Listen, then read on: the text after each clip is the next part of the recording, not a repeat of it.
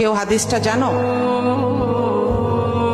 রাসূল বলছেন সাল্লাল্লাহু আলাইহি ওয়াসাল্লাম বলছেন, এমন একটা সময় আসবে যখন সানা থেকে হাদরামাউত পর্যন্ত একজন মহিলা ভ্রমণ করবে একা, কিন্তু সে বন্য পশু ছাড়া কাউকে ভয় পাবে না।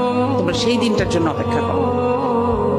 আজকেই যদি আল্লাহ মাফ করুক আমি এখানে এসে বলতাম কালকে রাত্রে 12:30টায় আমার একটা ছিনতাই হয়েছে, সবাই কি বলতো? বেরোছিল কেন? বলবে না? বলবে। অথচ আল্লাহ রাসূল সাল্লাল্লাহু আলাইহি ওয়াসাল্লাম এমন সভ্যতার ওয়াদা করেছেন, সেটাকেই ইসলামিক সভ্যতা বলেছেন, যেইটাতে একটা মেয়ে একা ট্রাভেল করতে পারবে। এই সিকিউরিটিটাকে সভ্য হওয়ার একটা প্যারামিটার হিসেবে বলেছেন। তাহলে আমি কিভাবে একজনকে বলি যে তুমি কেন বের হয়েছিল? দোষটা তো আমার, আমি সমাজে সেই সিকিউরিটি এনশিওর করতে পারি না, রাইট?